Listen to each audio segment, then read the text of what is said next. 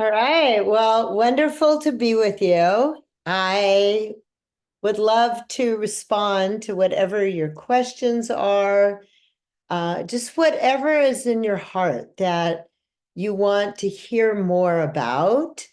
It could be something personal about me, it could be about experiences, it could be my suggestions or recommendations.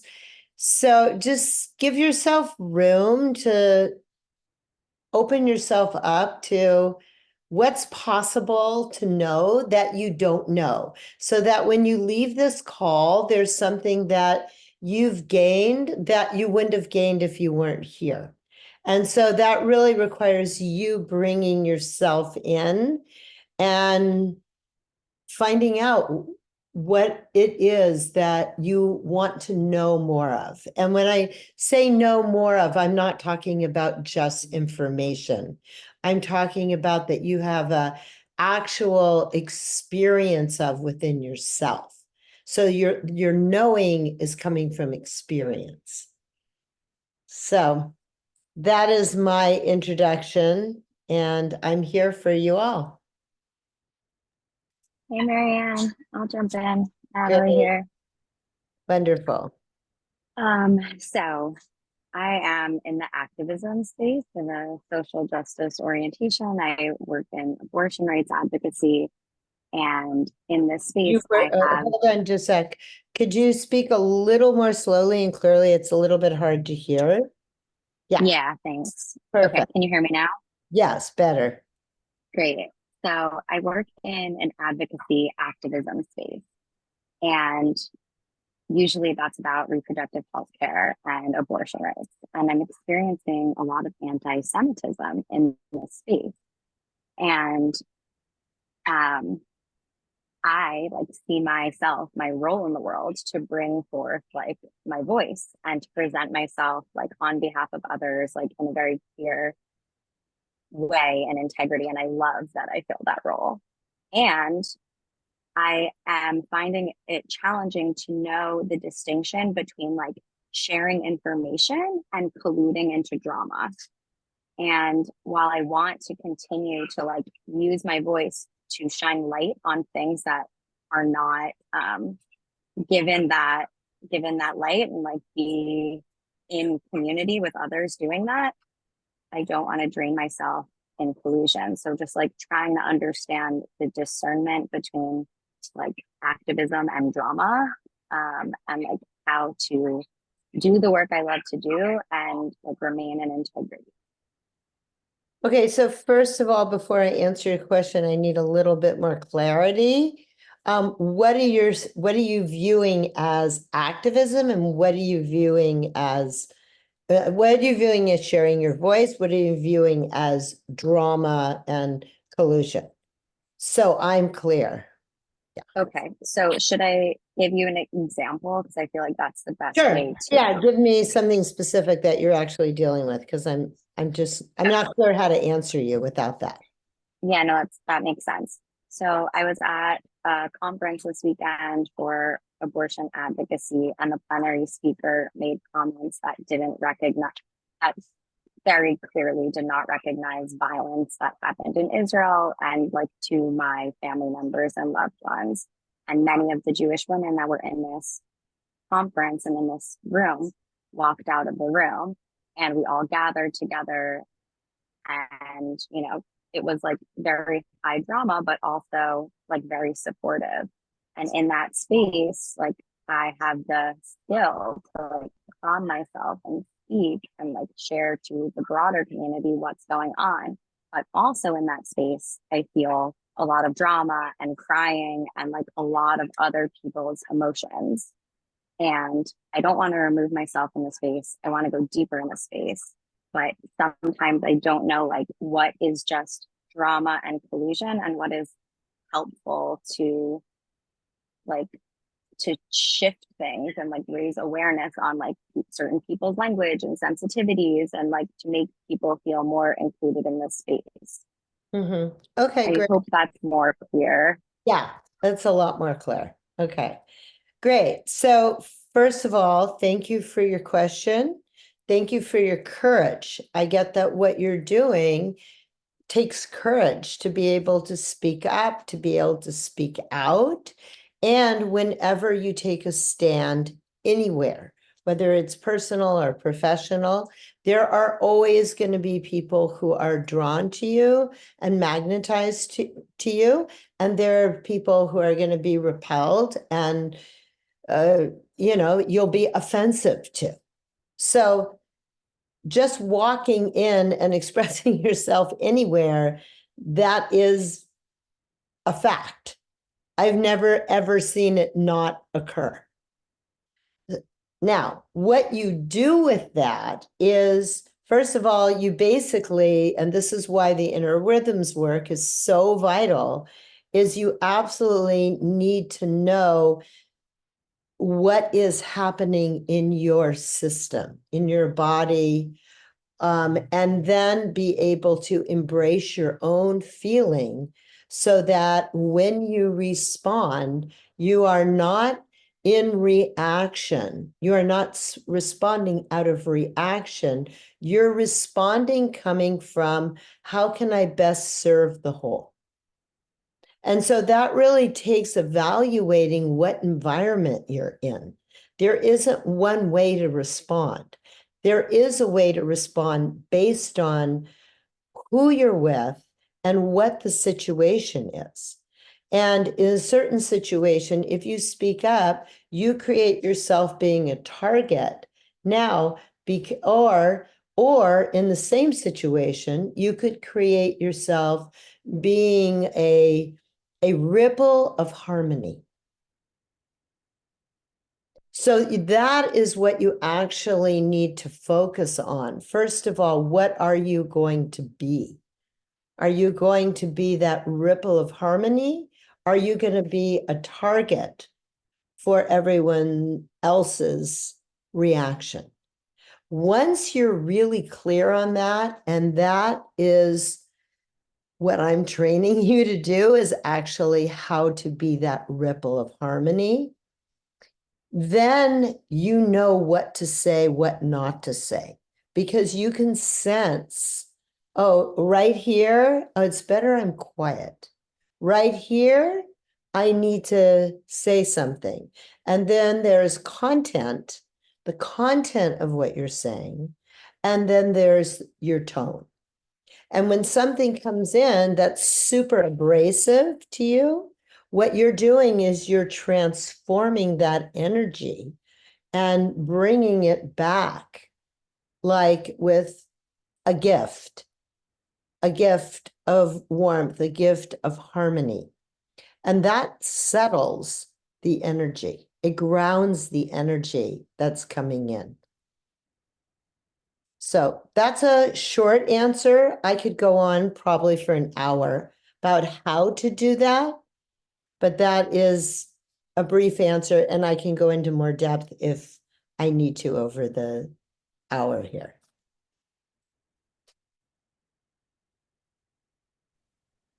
Thank you so much. I feel so reached by that. I'm so energized. I missed a little because my Zoom cut out, but I'll watch it on the recording. So thank you, Mariane. You're welcome. I'm committed to being a ripple of harmony. Great, great. And that's felt. You can feel it. Yeah. Yeah. Great. Okay, thank you. Okay, who else has a question? Danielle. Hi, Hi. that was so beautiful. Thanks, Marianne. And great question, Natalie. I loved hearing that and super applicable in a lot of different ways.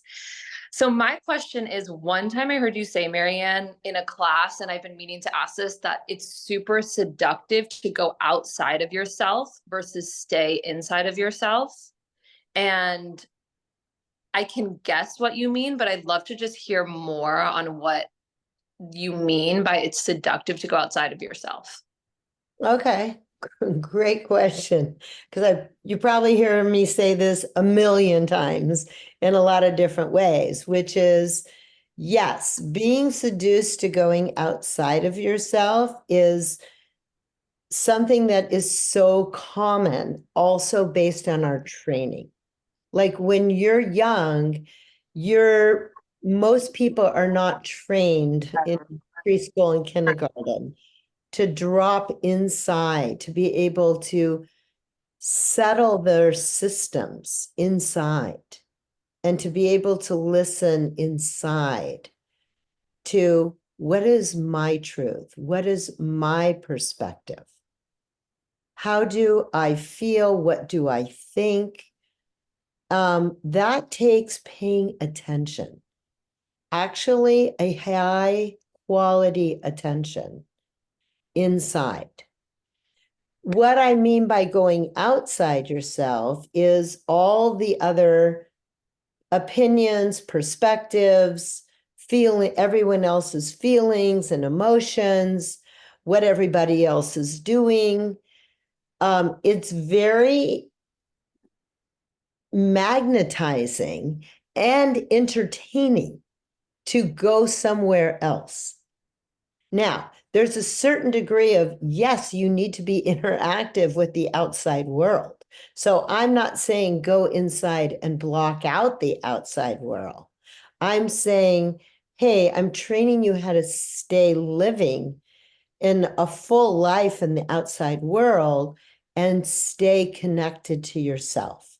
And to do that, that requires pausing so that you can feel you and you can separate what's outside yourself, who's outside yourself from you. So then I can listen to you without making it about me. Whatever your experience is your experience. That's not actually saying something about me. You're telling me about you. Now, to be able to do that requires practice.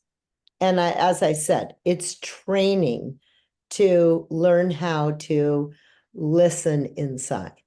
Now, a lot of what people call listening inside is listening to all your reactions. That is a different kind of listening. I feel this, I feel that. Like kids listen inside, they're screaming and happy 1 second, upset the next second. That's being able to feel your emotions, which is valuable. But when I talk about listening inside, I'm actually talking about going beneath all those emotions and feelings to a place where there is stillness and there's nothing occurring. Nothing. That's out of that stillness is where your inner knowledge, your inner wisdom can come through. And that is what I'm training you to do in the movement work is I'm training you to go inside the stillness and then move from there. So you can do any kind of movement, but where it's coming from is stillness. And it might be a split second of it. But that's what I mean by going inside. And the first step is being aware that I'm being pulled out. Now, I'm also talking about being able to stay inside and include the outer world, which is different than staying inside and being pulled out into the outer world. It's the difference of inclusion or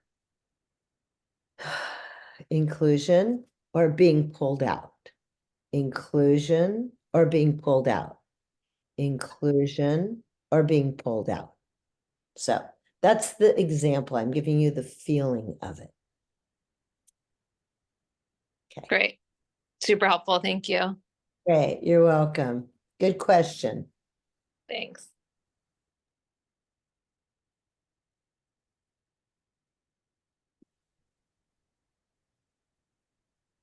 Okay. Maya. Hey, Marianne. I have kind of a fun question. I've never heard you talk about music. And I'd love to hear you talk about music. And in my own life, music has played such a beautiful role, and I know it accompanies us in Dance Alive, and in the practices. But I'd love to hear you talk about music from a spiritual perspective and like an opening, like the role music plays. Great, great. Okay, yes, I use music. Music is movement. All music is movement, different waves of energy. And music impacts us on a very deep level. And when you actually allow the music to touch you, your whole system responds to the music. Now, one of the things I do in Dance Live is I play a variety of music. And the reason I do that too is so that we can move to different types of rhythms and different energies. So some of the music that I use, I purposely use because it reaches certain people, and other music I use because it reaches other people, and that it expands you to be able to respond to different kinds of music. Now, I'm also very aware of, to a large degree, looking at the content of the music. And a lot of the content of the music actually is just like, I'll use like primitive tones. Primitive tones, or like God, I could go on for forever about this, but the primitive tones actually taps a place inside you that is impacting your ancestral memory.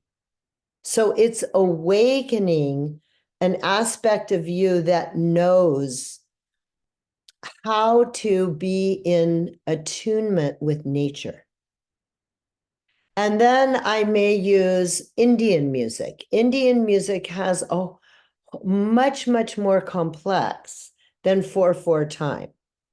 So it actually, you use your brain in a completely different way when you hear the Indian music. Then there's music like the electronic music, actually gets your system more accustomed to the digital technical world that we're all living in right now. So for a lot of older people, it's really hard to listen to electronic music, for not everyone, but a lot. A lot of younger people will have a lot of hard time with some of the really slow, melodic, just because it's challenging your nervous system to slow down. So, and then there's the content, like some of the work is, the music might be really emotional, and there's a plus and a minus in that. Because on one hand, it's activating your emotion, which may be triggering something in your history that's incomplete. Or it may be bringing to you an aspect of yourself that you haven't allowed to touch. So there's so many different things that I'm actually doing with each piece of music. And then I'm also using music to make transitions. So if you'll notice how one piece of music flows into the next, that's so your system can fluidly learn how to create a transition, where for most people, transitions are the hardest thing to do. And most people jump from here to here without it being fluid. So incorporated in all the music that I'm using is I'm creating fluid transitions so that you can move from inner to outer, from outer to inner, from slow to fast, from fast to slow. And you can learn that in your body through listening to the music. That's only some of what I'm doing. I think I'll stop there for now, but ask me again if you want me to go further in it, because every single piece of music I use, I listen to, and I feel where the music is touching your body and what it's activating in your body and in your brain. And then I'm choosing it not necessarily because you like it, not necessarily because you don't like it, but it's for a very specific activation that I know is useful for your system, because ultimately I want you to be able to move fluidly through everything in your whole life. And if there's one kind of music that you just can't stand, how do you neutralize yourself during that piece of music and just allow it to move over you without reacting to it? But at the same time, it's not your preference. So there's a whole lot in there. And no matter what music I've ever played, there's not one person who likes the music. There's always someone who likes and doesn't like the same piece of music. So it's kind of like life. If you try to please everyone, it's absolutely impossible.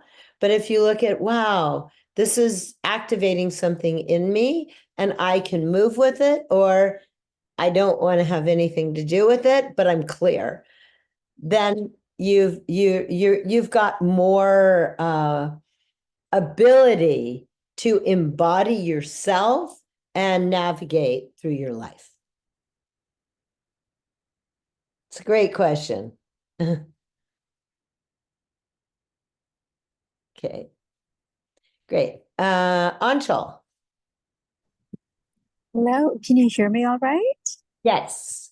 Okay, well, thank you so much, Marianne. Like, I love all the questions and all of the responses you've given, so helpful. Great.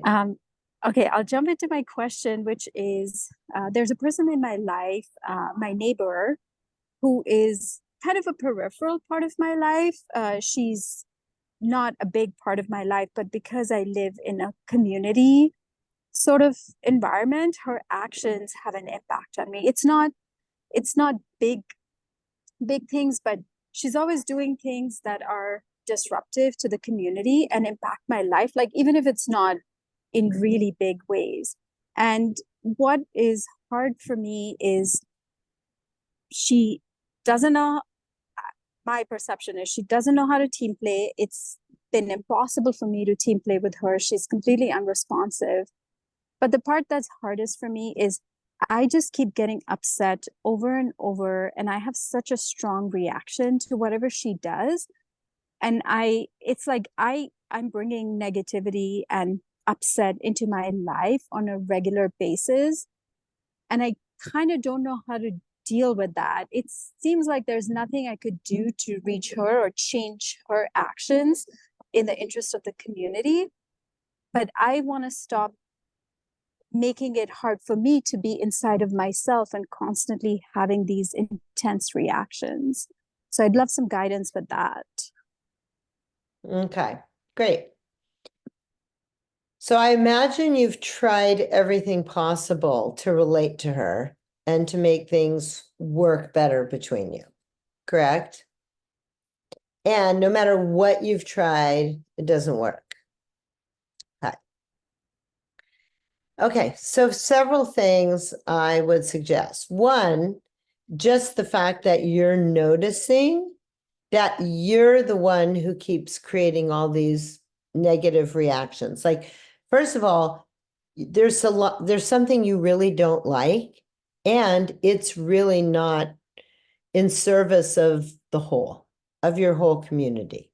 And first of all, you've really got to give yourself full range to have those set of feelings.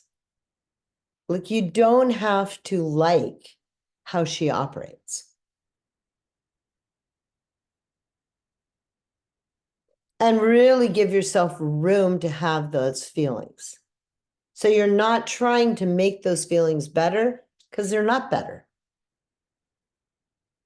Then there's what you're doing on top of having those feelings, which is something you're telling yourself over and over again that's actually activating and dramatizing those feelings.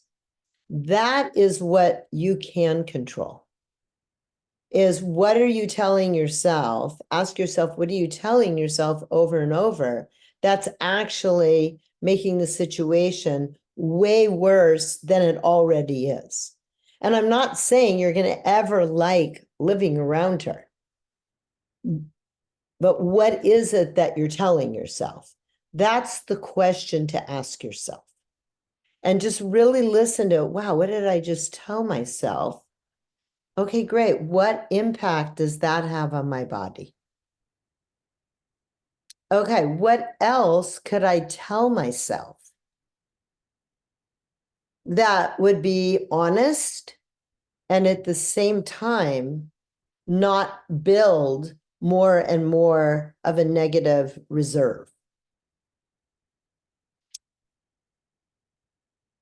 And then you look to see what can you tell yourself so that there's more subtleness and harmony inside of you. Now, another thing that I have done is I would just feel in my heart and create like a rainbow bridge or a white light between my heart and her heart. And it doesn't mean I'm going to like what she's doing anymore. Doesn't mean she's going to change, but it's clearly because it gives me the experience of being able to generously keep my heart open and share my heart so that I don't shut down and that I don't follow her negativity in any way, but I keep leading a warm, open, energetic, kind, generous relating. And that's what I'm leading. And I can't control what she's doing. And notice the impact that has. So those two things I would suggest. And then I'd love to hear your feedback, how that works. I can't hear you. I hear you. You're muted. Oops. So is that feedback you want me to give now or No, after you okay. practice. Okay. After practice. After Okay. you practice it, put it in a group chat, text the office, Yeah. email the office, let me know. Okay. Thank Great. you. Thank you. That was very helpful. Great. It gives you something to do. There's always Yeah. something to do. Okay, great. Good question, too. I'm sure everybody has experiences, has a neighbor that might be right near you or somewhere in your life or in your family or you're living with or a distant relative or in the work situation. And these are very real situations that you have to deal with. Yeah. So the whole thing is you're leading as opposed to following them. Yeah. That takes a lot of strength and practice. Okay, great. Another question?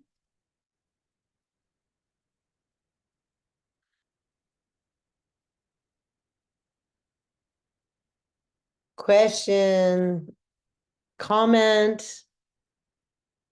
I'll jump in. Okay.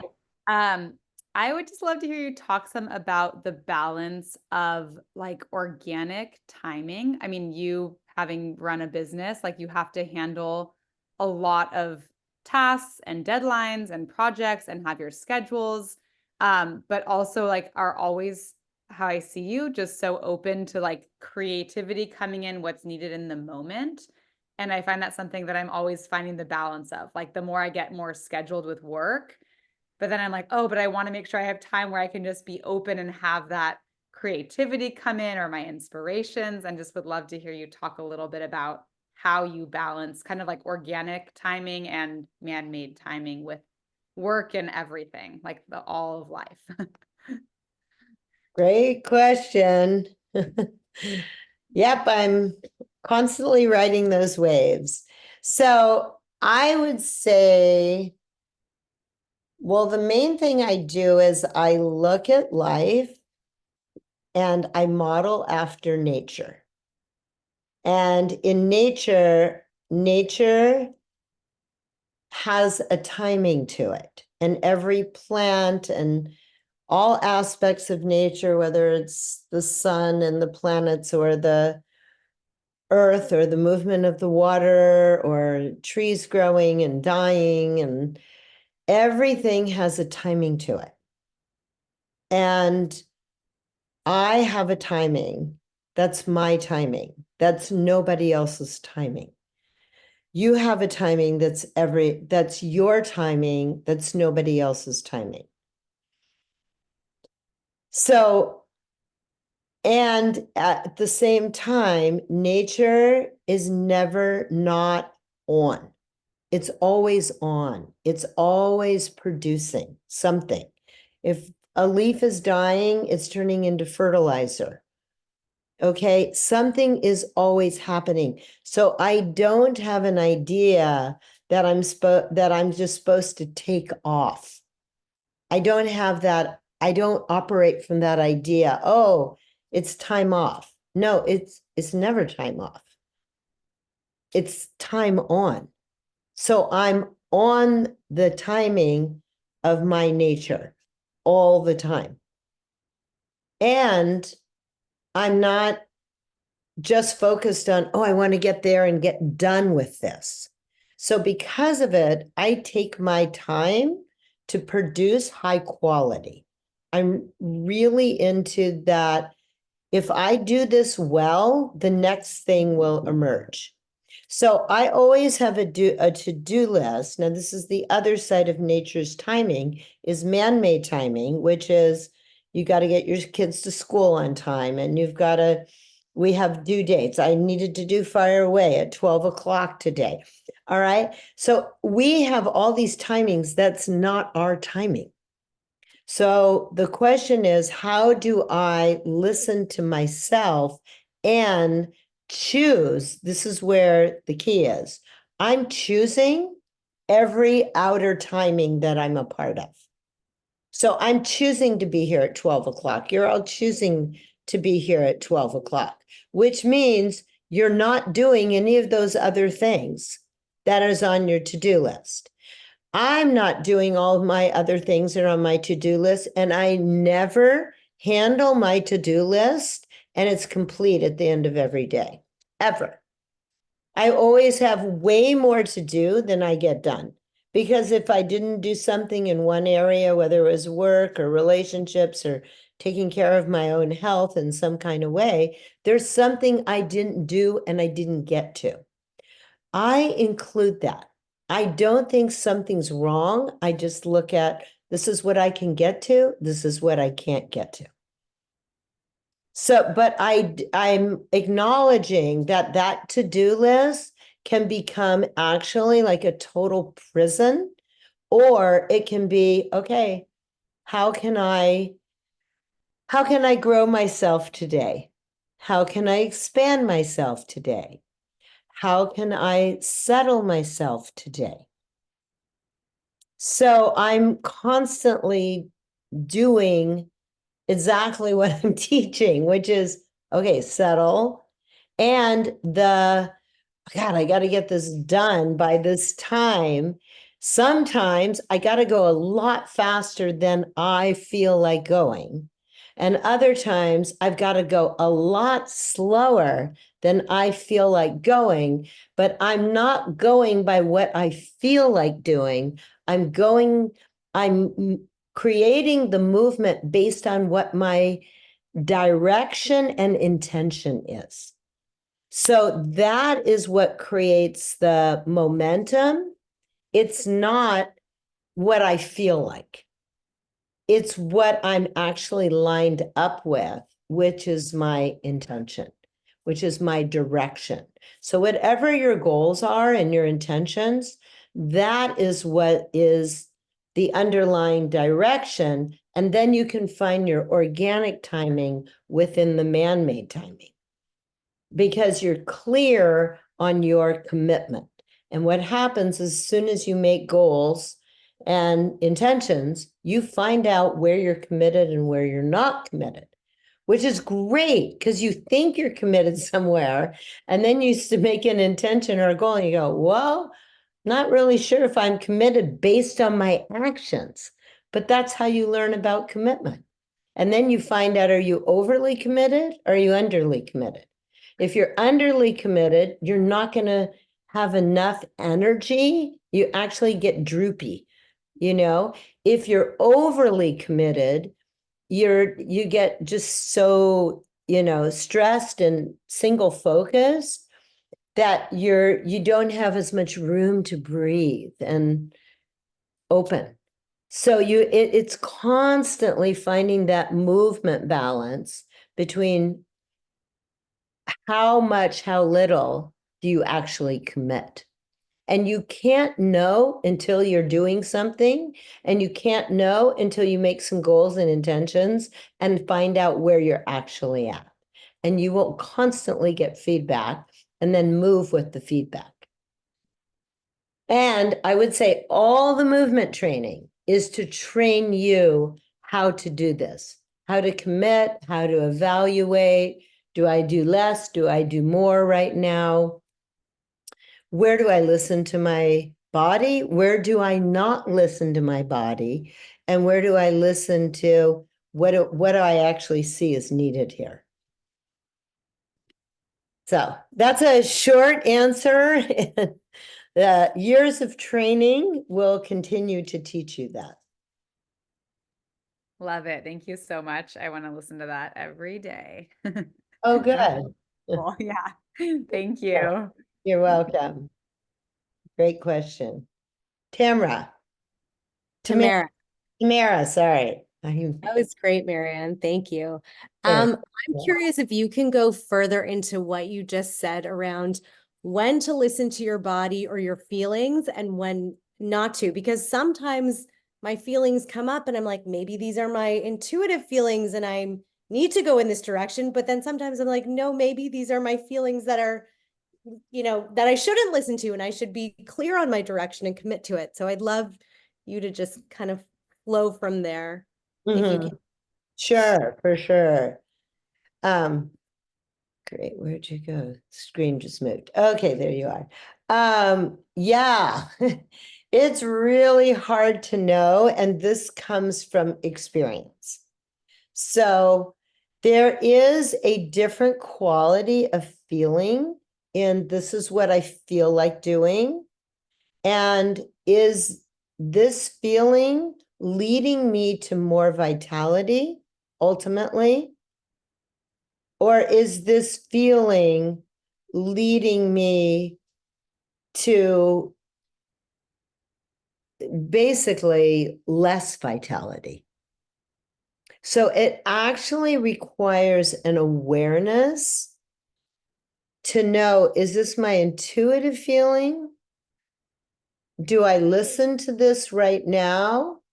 And then you've got to ask yourself, and you listen to it, you follow it, and then you listen to the other ones and you follow it. And then over time, you start to notice the difference.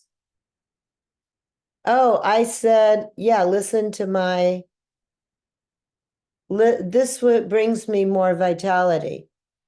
And then you go do something, you go, that really did not bring me more vitality. Okay, great. I just learned. What did that feeling feel like? Like you kind of register. Oh, or this is going to bring me less vitality if I do this. And then you listen and you go, did that really bring me less vitality? So it's like you listen, you take action, and then you evaluate. You use your awareness to evaluate. Were you spot on? Were you off? And the only way you can learn this is by trial and error. You've just got to do it, but you do need to take that pause to ask yourself, is this bringing me more vitality? Is this bringing me less vitality? Because that's basically the bottom line. Whether it's work or relationships, when do you say something? When do you not say something? Well, is it bringing your relationship more vitality? Is it bringing your relationship less vitality? Is it bringing your work more vitality? Is it bringing your work less vitality? So it's like, yes, you have a feeling, but then you've really got to evaluate, what is it bringing you? So keep practicing doing that and let us know what you discover. Okay, great. Good question. Okay, Natalie.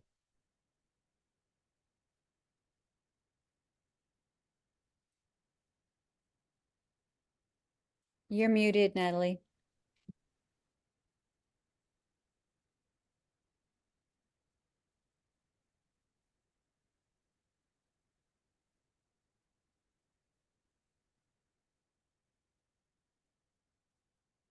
You're still muted. And I'd love to hear your question, Natalie. Natalie, you can voice note me on text and I can read it out.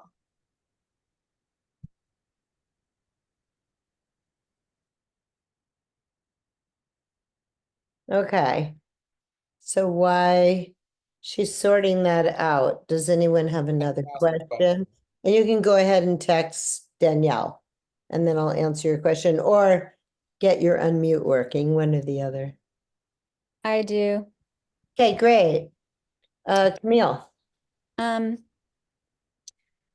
was wondering if you could speak to the principles of nature, because I was thinking the other day, the system, I wrote this down, the system is based on the principle of nature, but team play is essentially not natural. It's the evolution away from nature. And you're always saying that. You're always saying there's nothing natural in how we're learning to evolve in team playing. And I just was wondering if you could speak to how those things work together, how the system is at the same time based on nature, but also based on the movement away from it. Okay, well, first of all, I want to say nature team plays. Nature itself team plays. I mean, the earth, everything in nature works together. It's individual, but it works together. So I see nature as a whole system that is consistently interactive with each other. Now, when I say about we have to learn to team play as humans, we need to learn to team play because it's not natural for us to share. It's not natural for us to cooperate. If you look at what's natural, you look at any little kid, it's mine, it's mine. If you take what's mine, I'm going to hit you, I'm going to kick you, I'm going to bite you. You're mean if you're not letting me do exactly what I want when I want. And I'm the victim. That's actually a very natural response for any 2-year-old. And to whatever degree we're all still operating like that, it really interferes with us in relationship. So that is a learning that needs to be cultivated over time and developmentally based on age too, what we can do. And most of us have been trained out of how to listen to yourself, be aware of the other, and look at how to work together, how to create projects together. What's your project? What's my project? How can I support you in yours? How can you support me in mine? And let's work together. That does require training. I don't see that as being natural. I see that as being trained. Once trained, it feels natural because it's automatic. So anything that's automatic feels natural. And that's why, oh, I naturally want to share my orange juice with you. I naturally want to share. Well, it's also automatic because I've had the practice of sharing, and I got the experience of, oh, wow, it actually feels good to make you happy and give you orange juice. And it makes me happy. So there's a certain satisfaction that comes out of sharing. That's not just natural, but it is an experience that becomes natural because we've practiced it. So the more we create a culture, and this is what I do in Dance Life, is I'm creating a culture where people look at how do we encourage each other? How do we open to allowing ourselves to be encouraged, to be receptive to you acknowledging me, seeing me, giving me feedback, what works, what doesn't work. All that is a culture where I'm not criticized because you're giving me improvement feedback. You're giving me improvement feedback because you want something better. All right. You're giving me encouragement feedback because what I'm doing is really working for you. So all that is part of the culture, and you're not being criticized or punished. You're actually being encouraged to learn, to explore. And in the process of learning, we make tons of mistakes. Mistakes are excellent because it means we're learning something new. So all that kind of team play is learned and practiced. And then ultimately, we're more in alignment with the natural order of nature, the order of the whole system that we're a part of. So, Thank you. Thank okay, you. you're welcome. David. Hi, Marianne. Hi, David. I've been doing a lot of inner rhythms lately, and I've become obsessed with being dropped in when I do anything, almost to the point where like I'm not able to do as much. And I feel like I'm paralyzed because I'm like, oh, I'm not dropped in right now. I can't handle this for work. I'm gonna do something that's not in alignment or not in connection with myself. So I feel like you kind of answered this, but I'm just wondering, like in the fast-paced environment that we live in, what are some strategies to still produce when you're not 100% dropped in? Because I feel like I don't have that skill to consistently be connected to my fullest self like I want when I'm operating in business. Mhm. Well, first of all, good job practicing inner rhythms because you are creating an experience of what it feels like to be dropped in so that you're even aware I am or I'm not so dropped in right now. So that's valuable in and of itself. Now, you can't always operate from being dropped in because you need to get things done. The reality is we have to produce things on a timetable. If you don't pay your rent or your mortgage or your bills, your services get cut off. I mean, so we do need to operate at a timing that handles the things that we want. And that timing isn't our timing, and you don't always have the ability to be able to drop in.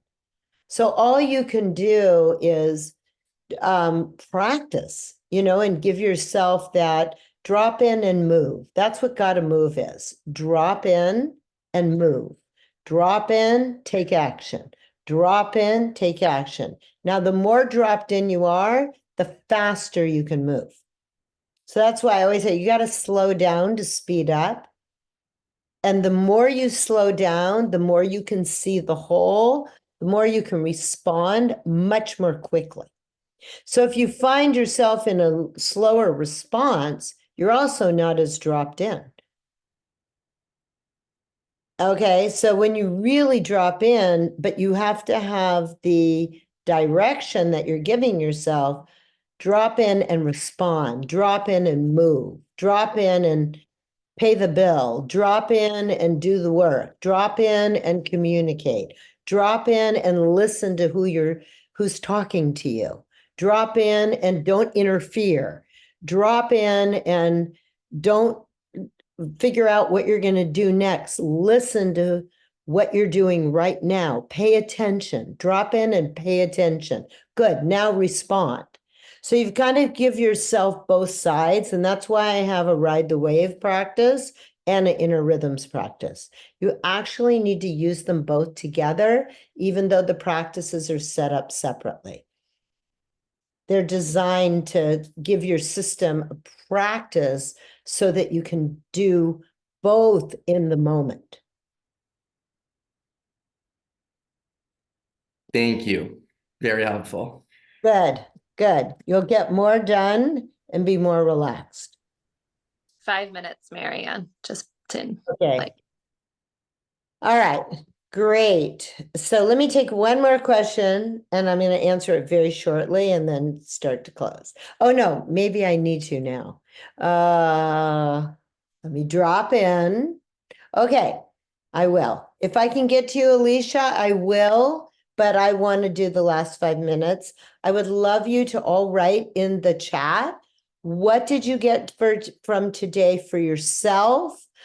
What was valuable? What do you want to hear more of? What would make Fire Away better for you? Give me positive or improvement feedback. I welcome it all. And basically, what did you get for yourself? So I gave you 2 things, feedback and what did you get? Great. Go ahead and write in the chat.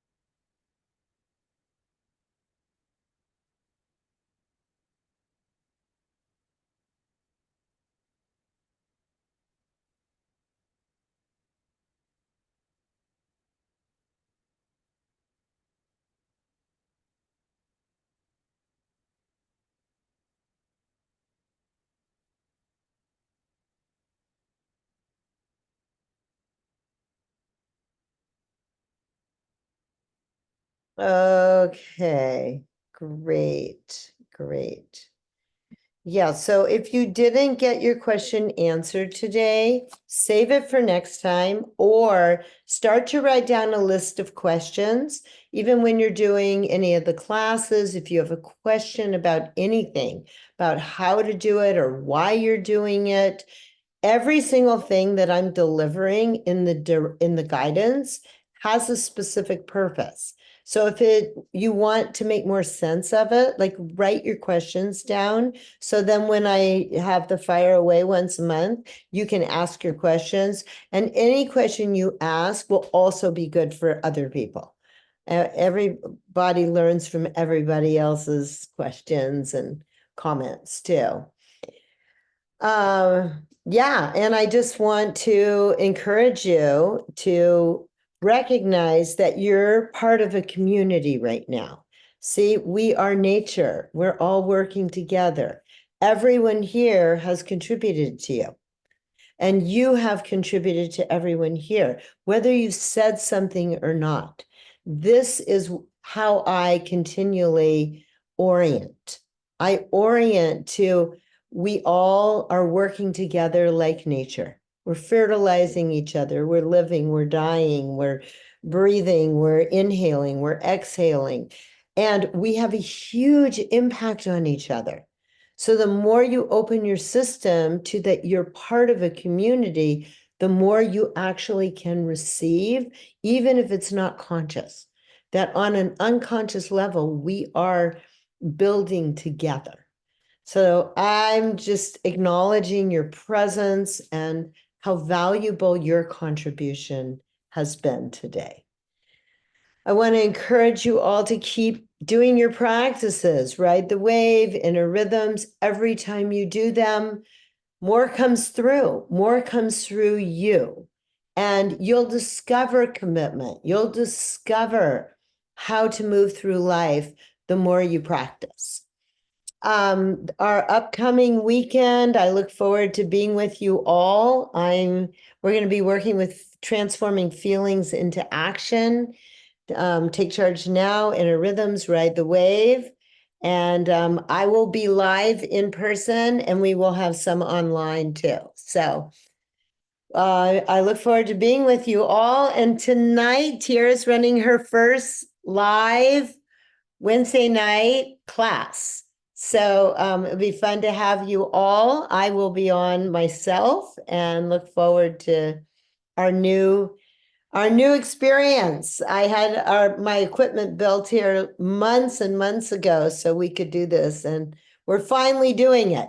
That's how long it takes. I thought it would be, the next week. Instead, it's months later, but you know what? We're doing it. So anyway, love being with you all. Thank you for your incredible integrity, your love of life, and your willingness to just keep growing and moving. Bye. Thank you. Thank you.